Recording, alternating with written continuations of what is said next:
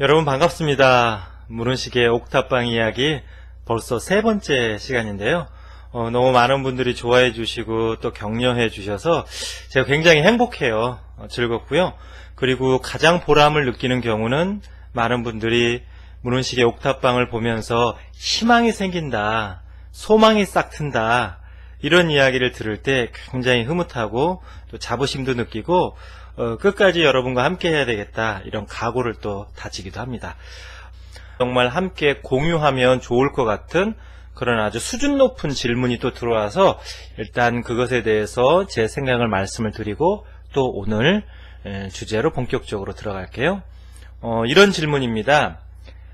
신앙을 하는데 돈을 추구하는 것이 늘 양심에 걸립니다. 신께서 나에게 내가 원하는 만큼의 재물을 부어주실지 그 생각을 하면 마음이 굉장히 작아집니다. 저도 굉장히 공감하는 질문이고요. 여러분, 중요한 것은 신앙생활 하시는 분들이 이런 어떤 갈등 같은 거, 내가 이렇게 재물을 탐해도 되나, 마음을 늘 비워야 하는데 이런 욕심을 내는 것이 절대자나 신이 용서하실까, 이렇게 이제 자기와의 갈등이 늘 있습니다. 왠지 부도덕한 것 같고, 이렇게 돈을 많이 원하는 것이 내 마음이 사탄의 유혹에 넘어가는 것 같고, 너무 이렇게 탐욕적인 것 같고, 천박해 보이고, 새 속에 물들어가는 것 같고, 이제 이런 양심의 가책 같은 것을 느끼시는 건데요. 이런 고통을 이야기하시는 분들이 굉장히 신앙생활을 열심히 하거나 아니면 천성적으로 마음이 착하신 분들, 이런 분들이 사실은 이런 고민을 하십니다. 이제 거기에 대해서 제가 꼭 드리고 싶은 말씀은 두 가지가 있습니다. 저는 늘 제 자신을 어떻게 생각을 하냐면요. 나는 이 우주의 축복의 통로이고 은혜의 물레방아다, 이렇게 생각을 합니다. 여러분 생각해 보십시오. 이 어마어마한 우주를 뭐 절대자가 창조를 했든 진리가 창조를 했든 우주 자체가 이렇게 어마어마하고 아름답게 스스로를 만들었든 이 우주 자체는 정말 엄청난 풍요의 덩어리거든요. 근데 이 풍요가 어딘가로는 흘러가고 퍼지고 그리고 나누어야 합니다. 그러면 이게 통로가 있어야 되잖아요.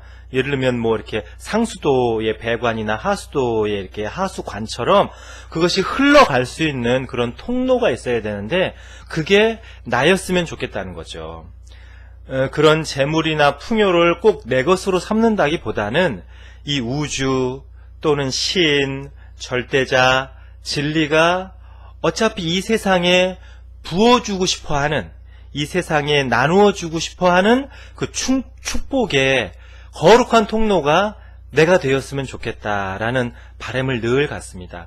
이 우주는 이제 에너지로 구성되어 있다는 이야기를 많이 하죠. 그것을 사랑이라고 표현하든 자비라고 표현하든 은혜라고 표현하든 이 우주 전체는, 아니 우주 전체까지 나갈 것도 없이 이 지구 자체는 은혜의 덩어리, 사랑의 덩어리, 자비의 덩어리인데 그것은 살아있는 에너지이기 때문에 순환하고 돌아야 됩니다. 그러려면 모터가 필요하잖아요. 그 에너지를 순환시키고 돌려주는 모터, 물레방아, 그 소임을 내가 맡고 싶다 하는 거죠. 그래서 여러분, 오늘부터 나는 축복의 통로다, 은혜의 물레방아다.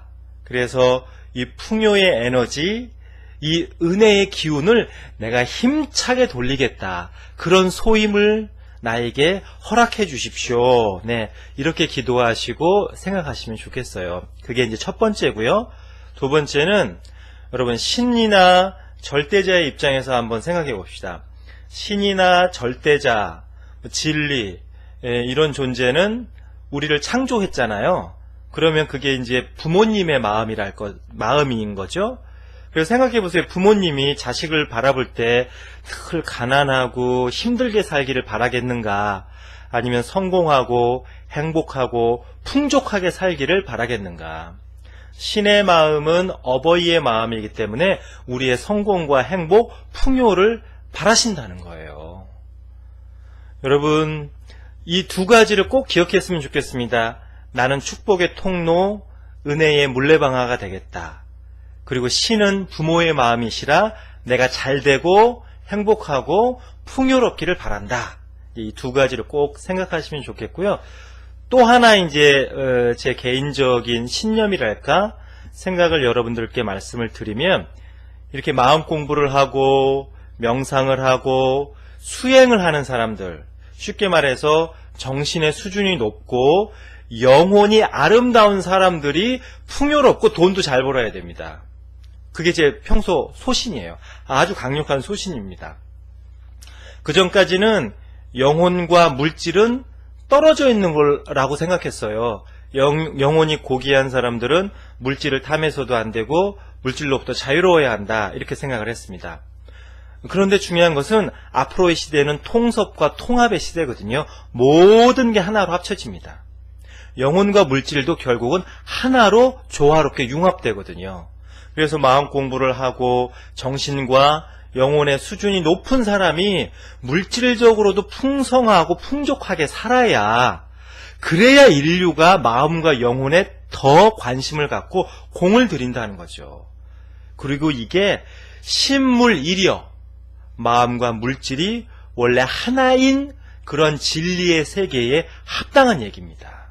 그러니까 여러분들, 이것을 제가 말씀드린 대로 나는 진리가 쏟아 부어주시는 축복의 통로이고, 이 은혜의 에너지를 힘차게 돌리는 물레방아이고, 그리고 신도 내가 행복하고 성공하고 잘 되기를 바라신다. 그리고 마음의 수준이 높을수록 물질적으로도 넉넉하고 풍요로워야 전 인류의 영적 레벨, 정신적 수준이 올라가는 거다. 이렇게 스스로 생각하시면 좋겠습니다. 여러분은 정확하게 기억이 안 나겠지만, 여러분이 처음으로 아기였을 때 제 힘으로 뒤집었을 때 그 아이는 어떤 성취감을 느꼈을까요? 그리고 처음으로 기어다니기 시작했을 때, 화장대를 잡고 처음으로 그 아이가 일어섰을 때, 그리고 처음으로 발걸음을 띄었을 때, 좀 더 자라서 처음으로 내 손으로 수저를 잡고 밥을 먹을 때, 처음으로 자전거를 탔을 때, 처음으로 한글을 깨쳐서 내 이름을 쓸 수 있었을 때, 처음으로 나 혼자 학교에 갔을 때, 그리고 혼자 집으로 돌아왔을 때, 선생님께 칭찬 들었을 때, 아이들이 나랑 놀고 싶다고 했을 때, 지금은 다 까먹었지만, 그리고 비록 보잘것없다고 생각되는 그 수많은 아름답고 정말 강했던 그런 성취 감정들이 우리의 잠재의식 속에 얼마든지 스며 있었다는 거죠. 그리고 지금도 우리하고 함께하고 있습니다. 그 에너지와 잠재의식 속에 숨어있는 성취감, 내가 무엇인가를 스스로 해냈다는 감정이야말로 그게 자존감의 뿌리가 됩니다. 그리고 내가 앞으로 나아가는 어떤 어려움과 그리고 힘듦 속에서도 앞으로 나를 밀어내는 그런 가장 원초적인 원동력이 됩니다. 그래서 저는 가끔 그런 생각 굉장히 많이 합니다. 다른 사람이 보면 하찮고 사소한 일이지만 내가 정말 내가 해냈구나, 내가 정말 이때 이랬구나 라고 스스로 느낄 수 있는 것들을 굉장히 많이 생각합니다. 그래서 여러분들의 잠재의식 속에 이런 성취감, 또 무엇인가를 해냈던 성취의 경험이 무수하게 많이 있다는 거, 그게 보물 중에 보물이라는 거 여러분 꼭 기억하셨으면 좋겠어요. 얼마 전에 이런 상담 요청이 왔습니다. 친구하고 같이 공무원 시험 준비를 오랫동안 같이 했습니다. 열심히 애를 써서 준비를 했어요. 그런데 친구는 합격을 했습니다. 근데 이 사람은 떨어진 거예요. 근데 겉으로는 야, 축하한다 친구야, 너라도 이렇게 합격해서 정말 다행이다, 나의 베스트 프렌드인데 네가 먼저 이렇게 공무원이 됐으니까 난 참 기분이 좋다 라고 말했지만 그게 100%는 아니었어요. 속에 시기와 질투가 막 식지 않는 용암처럼 올라오는 겁니다.